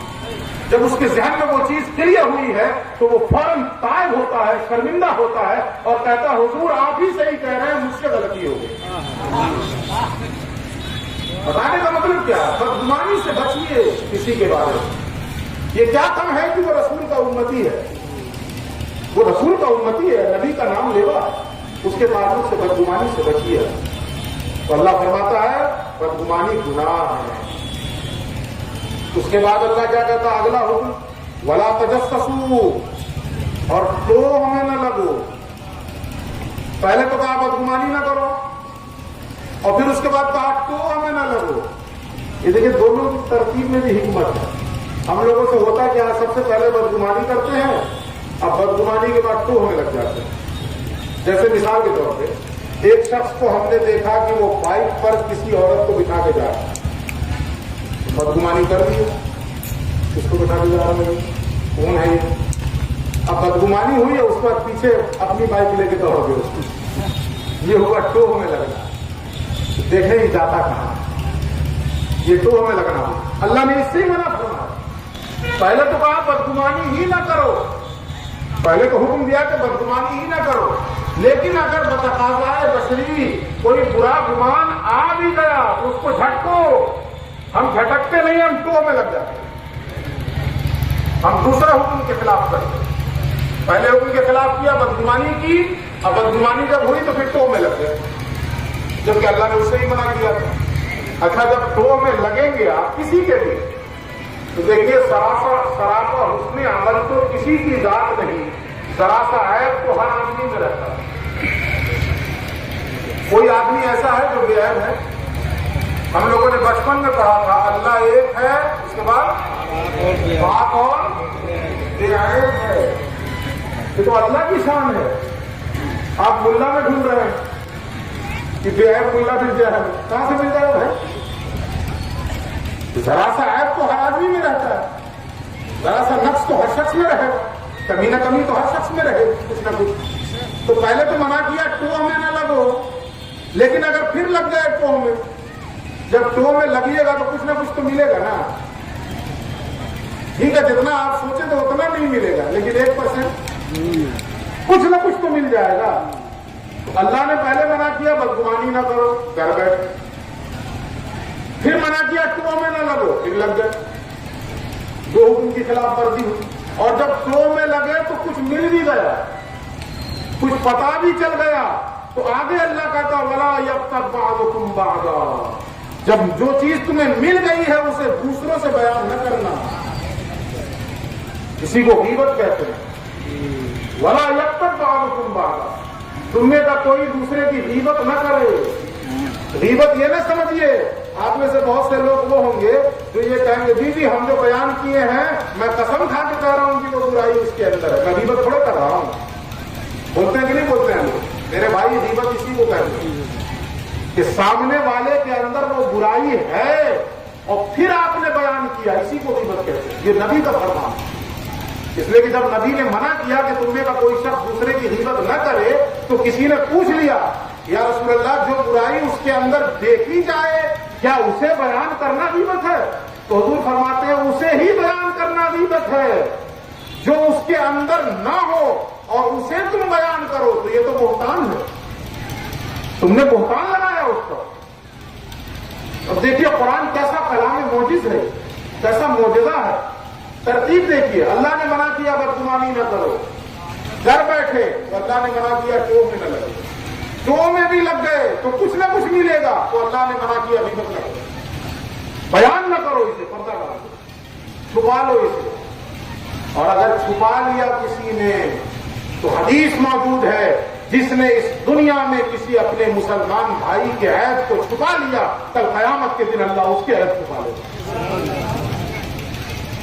ہم میں سے کون شخص ہے جس کی یہ آرزو نہ ہو کہ کل قیامت میں اللہ میرے عیب چھپا دے؟ ہر شخص کی آرزو ہے کہ نہیں کہ کل قیامت کے دن اللہ میرے عیبوں پہ پردے ڈال دے؟ جیسے آج اللہ پردہ ڈالے ہوا ہے کہ نہیں پردہ؟ بولیے، اگر پردہ اٹھا دینا اللہ رب العزت تو سماج کو چھوڑیے، بیوی بچوں کے سامنے منہ دکھانے کے لائق نہیں رہیں گے۔ بیوی بچوں کے سامنے منہ دکھانے کے لائق نہیں رہیں گے۔ یہ اللہ کی شان ستاری ہے کہ اس نے ہمارے عیبوں کو چھپا رکھا۔ تو جیسے اس نے دنیا میں عیب چھپا رکھے ہیں، یہ آرزو ہے کہ نہیں کہ کل قیامت میں بھی اللہ عیب چھپا لے؟ ہے نا آرزو، یہ تمنا ہے نا کہ کل قیامت میں بھی اللہ عیب چھپا لے؟ تو اس کے لیے کرنا کیا ہوگا؟ دنیا میں جس کسی کا عیب پتا چلے اسے دوسروں سے بیان مت کیجیے، بلکہ اس کے عیبوں پہ پردہ ڈالیے۔ دنیا میں ہم اللہ کے بندوں کے ساتھ جو رویہ رکھیں گے، کل قیامت کے دن اللہ ہمارے ساتھ وہی معاملہ رکھیں گے۔ اگر ہم یہاں لوگوں کے عیب چھپائیں گے، کل قیامت میں اللہ ہمارے عیب چھپا دے گا۔ ہم یہاں ڈھنڈورا پیٹیں گے تو ہم کتنے لوگوں کے سامنے عیب کسی کا کھول دیں گے؟ 1000 2000 5000 10,000 اتنے ہی لوگوں کے سامنے نہ کھول پائیے گا۔ فیس بک پہ بھی ڈال دیجیے گا تو آپ کے فیس بک فرینڈ میں 5000 ہوں گے، ان کے فرینڈ میں 5000 ہوں گے، 50,000 میں پہنچا دیجیے گا، 1,00,000 میں پہنچا دیجیے گا۔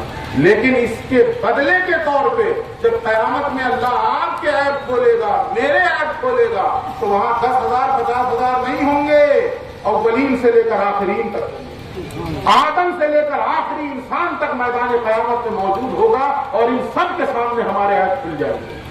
تو سوچئے کیا ہوگا؟ اس لیے اللہ نے کہا وَلَا يَغْتَبْ بَعْضُكُمْ بَعْضًا، کوئی ایک دوسرے کی غیبت نہ کرے، ایک دوسرے کا عیب ظاہر نہ کرے۔ اور اگر کیا غیبت تو دیکھیے کتنی سخت وعید ہے اس پر۔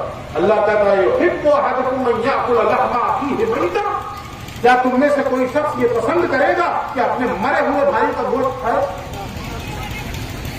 یہ صرف دھمکی نہیں ہے، غیبت کرنا گویا اپنے مردار بھائی کا گوشت کھانا۔ آپ حلال جانور اگر وہ مر جائے تو اسے نہیں کھاتے، حلال بکرا ہے، حلال ہے، مر جائے تو حرام ہو گیا نا، مر جانے کو تو کھائیں گے آپ؟ نہیں کھاتے آپ۔ اگر ذبح کرنے سے پہلے مر جائے تو مردار ہو گیا، حرام ہو گیا، نہیں نہ کھاتے آپ۔ انسان کا گوشت تو ویسے ہے، اور اس میں بھی اپنا بھائی۔ اللہ رب العزت فرما رہا ہے غیبت کرنا گویا اپنے مردار بھائی کا گوشت کھانے کے مترادف۔ تو ہر شخص نہ پسند کرتا ہے اس چیز کو۔ اگر آپ کا بھائی مر جائے اور کوئی کہے بہت بھوک لگی ہے ذرا بنا لو اچھی بوٹی ہے، پسند کیجیے گا اس چیز کو، اس کا منہ نوچ لیجیے گا بولنے والے، اور اسی بھائی کی غیبت کر رہے ہوتے ہیں زندگی میں، اسی بھائی کے عیبوں کو ظاہر کر رہے ہوتے ہیں، اسی بھائی کے عیبوں کو اٹھا رہے ہوتے ہیں۔ ان رویوں سے باز آئیے۔ اللہ رب العزت فرماتا ہے جو کچھ ہوا تو ہوا، آج سچی توبہ کریں، جو کچھ ہمارے اندر یہ خرابیاں پائی گئی ہم اس سے اللہ کی بارگاہ میں ندامت کے ساتھ توبہ کریں۔ ان اللہ تواب الرحیم، یقیناً اللہ رب العزت توبہ قبول فرمانے والا اور رحم فرمانے والا۔ تو یہ وہ باتیں ہیں جو ایک آئیڈیل سوسائٹی کے لیے ضروری ہیں۔ اگر ہم میں کا ہر شخص اس کردار کا حامل ہو جائے، ہر شخص بدل جائے، تو بتائیے آٹومیٹکلی معاشرہ خوبصورت ہو جائے گا کہ نہیں؟ آٹومیٹکلی سماج ایک ایسا سماج بن جائے گا جس سماج کو ہم بجا طور پر اسلامی سماج کہہ سکتے ہیں۔ بجا طور پر ہم اس سماج کو اور اس سوسائٹی کو اسلامی سماج اور اسلامک سوسائٹی کا نام دے سکتے ہیں۔ لیکن آج ہماری حالت بالکل اس کی الٹ ہے۔ نتیجے کے طور پہ جو کچھ ہمارے ساتھ ہو رہا ہے وہ ہماری نظروں کے سامنے ہے۔ تو میرے بھائی، ان اللہ لا یغیر ما بقوم حتی یغیروا ما بانفسہم، اللہ رب العزت اس وقت تک کسی قوم کی حالت نہیں بدلتا جب تک وہ قوم خود اپنے آپ کو نہ بدلے۔ تو ہماری جو اس وقت حالت ہے نا، یہ ہمارے اپنے اعمال کا نتیجہ ہے، یہ ہمارے اپنے کردار کا نتیجہ ہے کہ ہم اپنی زبان سے اپنے آپ کو مسلمان تو کہتے ہیں، لیکن ہمارے شب و روز کے جو اعمال ہیں، ہماری زندگی کی جو چلت پھرت ہے، کہیں سے بھی اس میں اسلام کی بو و باش نہیں پائی جاتی، اسلام کی خوشبو نہیں پائی جاتی۔ اس لیے خدا را صرف نمازوں سے ہی مسلم نہیں ہوں گے. اسلام کا ایک پارٹ عبادات بھی ہے، لیکن اسی اسلام کا ایک پارٹ اخلاقیات بھی ہے، اسی اسلام کا ایک پارٹ معاملات بھی ہے. تو ہم اخلاقیات میں بھی مومن بنے، معاملات میں بھی مومن بنے. جو شخص اللہ کے محبوب اور اللہ کی دوستی کے مقام پر فائز ہوتا ہے، وہ صرف نماز روزے ہی سے نہیں، نماز کے ساتھ ساتھ اخلاقی اعتبار سے بھی وہ بلند ہوتا ہے، معاملات میں بھی وہ بلند ہوتا ہے. اس کے اندر انکساری ہوتی ہے، اس کے اندر عاجزی ہوتی ہے، تب وہ اللہ کا محبوب ہوتا ہے. آج جن کا ہم عرس کرنے بیٹھے ہوئے ہیں، حضرت بڑے مولانا علیہ رحمۃ اللہ، مجھے قاری صاحب قبلہ نے بتایا کہ ساری زندگی اس بات پر اڑے رہے کہ ہمارا مکان مٹی کے علاوہ اور کسی چیز کا نہیں ہونا چاہیے. کہاں ملیں گے ایسے لوگ آج کے زمانے میں؟ آج کے زمانے میں تربیت کا نتیجہ ہے نا. اس خانقاہ سے وابستہ میں خانقاہ معظم کی بات بتاؤں. 2 سفر قبل جب حاضر ہوا خانقاہ میں، حضور صاحب سجادہ سے دن میں، حالانکہ آپ کا معمول یہ ہے کہ عصر کے بعد تشریف رکھتے ہیں، لوگوں سے ملاقات ہوتی ہے، لیکن دن میں مجھے نکلنا تھا تو میں نے خبر بھجوائی کہ حضور اجازت چاہتا ہوں اور شرف ملاقات چاہتا ہوں. تو آپ جو اپنا خاص خلوت خانہ ہے اس میں تشریف رکھتے ہیں دن میں، اس میں آپ نے بلوایا. خیر میں وہاں گیا تو میں نظر اٹھا کے دیکھا تو بہت قدیم عمارت ہے، بہت پرانی عمارت. ہم نے ذکر باتوں میں ہم نے عرض کر دیا کہ حضور یہ بہت پرانی عمارت ہے، اب اس کی توسیع کب کروا رہے ہیں؟ تو جواب آپ کا کتنا خوبصورت تھا. آپ نے فرمایا کہ توسیع یا اس میں نئی تعمیر تو آج چاہیں تو آج ہو جائے، لیکن اس عمارت میں جو ہمارے مشائخ کے انفاس کی برکتیں ہیں، وہ برکتیں میں کہاں سے لاؤں؟ یہ حضور صاحب کا جواب. اس عمارت کے اندر جو ہمارے بزرگوں اور ہمارے مشائخ کے انفاس کی برکتیں ہیں، ان برکتوں سے میں کیوں محروم ہوں؟ آنے والی نسل جو کرنا ہے کرے گی، میں نہیں کروں گا. یہ جواب حضور صاحب میری آنکھوں میں آنسو آ گئے، قربان ہو گیا. تو یہ بڑے مولانا کی فصل تربیت کا نتیجہ کہ پکا مکان نہیں بننے چاہیے اور مٹی کے مکان میں زندگی گزارنا. یہ اللہ والے ہوتے ہیں جو معاملات میں بھی مومن ہوتے ہیں. تو یہ چند باتیں ہم نے اسلامی اخلاقیات کی روشنی میں آپ کے گوشے گزار کرنے کی کوشش کی ہے، اس امید کے ساتھ کہ اللہ رب العزت سب سے پہلے مجھے عمل کی توفیق بخش دے، اور اللہ رب العزت صاحب عرس کے صدقے اور جملہ مشائخ خانوادہ مجید کے صدقے ہم تمام سامعین کے دلوں کی دنیا بدل دے، اور ہمارے اندر بھی اسلامی اخلاق و آداب اللہ رب العزت پیدا فرما دے. دوران گفتگو جو کچھ اچھی باتیں میرے منہ سے نکلی ہیں اس میں میرا کوئی کمال نہیں، وہ اللہ کی عطا ہے. جو کمیاں کوتاہیاں ہو گئی ہیں وہ میری جانب سے، میں ان کمیوں اور کوتاہیوں کے لیے اعلانیہ توبہ کرتا ہوں. استغفر اللہ ربی من کل ذنب واتوب الیہ واخر دعوانا ان الحمد للہ رب العالمین. السلام علیکم ورحمۃ اللہ وبرکاتہ.